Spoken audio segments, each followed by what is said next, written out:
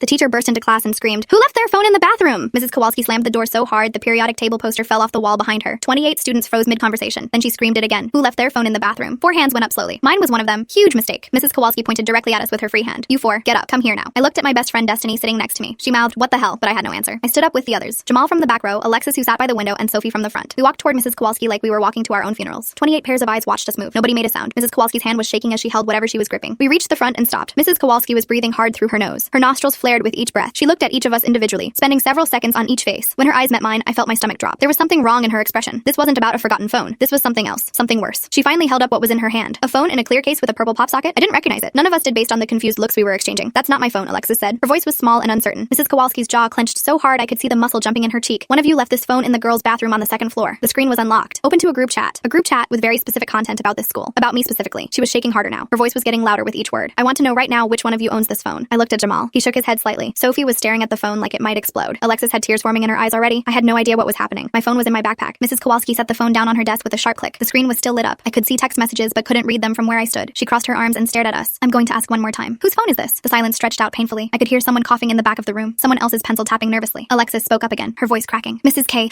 I swear that's not mine. My phone is black with a Batman case. You can check my bag." Mrs. Kowalski didn't look at her. She kept her eyes fixed on all 4 of us collectively. Principal Davis appeared in the doorway. I hadn't heard him coming. Mrs. Kowalski must have called him before bursting into our classroom. He looked uncomfortable, shifting his weight from one foot to the other. His tie was slightly crooked. He cleared his throat. "These 4?" Mrs. Kowalski nodded sharply. "These 4 all have phones. One of them left this in the bathroom with some very disturbing content on it." Principal Davis stepped into the room and closed the door behind him. The click of the latch sounded final, like a cell door closing. Everyone in the class remained frozen and silent. Principal Davis walked to Mrs. Kowalski's desk and looked at the phone. His expression changed as he read whatever was on the screen. His eyebrows went up first, then his mouth pressed into a thin line, then his face went pale. He looked up at the 4 of us. "This is serious, very serious." He picked up the phone carefully, holding it by the edges like it was evidence at a crime scene. "We need to take you 4 to my office. Bring your bags, leave everything else. Mrs. Kowalski will supervise the rest of the class." My hands were shaking as I went back to my desk to grab my backpack. Destiny grabbed my wrist as I passed. She whispered what's happening, but I just shook my head. The 4 of us followed Principal Davis into the hallway. The door closed behind us, and we could hear Mrs. Kowalski addressing the remaining students. Her voice was muffled, but still angry. Principal Davis walked fast. We had to almost jog to keep up. He didn't look back, just kept walking with that phone held carefully in his hand. We passed empty classrooms with teachers still teaching. Normal Friday afternoon lessons happening while we were being marched to the office for something we didn't do. We turned down the main hallway toward the administrative wing. I could see Officer Barnes standing outside the principal's office, our school resource officer. This was getting worse by the second. Officer Barnes straightened up when he saw us approaching. His hand instinctively went to his belt where his radio was clipped. Principal Davis nodded at him. "These are the 4. Officer Barnes opened the door to the main office and held it. We filed in past him. The secretary, Mrs. Lynn, looked up from her computer and her friendly smile disappeared when she saw our faces. Principal Davis led us past her desk into the conference room, the one they used for serious meetings, parent conferences about failing grades, disciplinary hearings. The room had a long table with 8 chairs, a white board on one wall, a small window that looked out at the parking lot. Principal Davis gestured for us to sit on one side of the table. We sat. Officer Barnes came in and closed the door. He stood near it with his arms crossed. Principal Davis sat down across from us and placed the phone on the table between us. The screen had gone dark now. He folded his hands and looked at each of us in turn. "I need one of you to be honest right now." And that's when things took a turn I never expected. Full story is linked below or on my channel.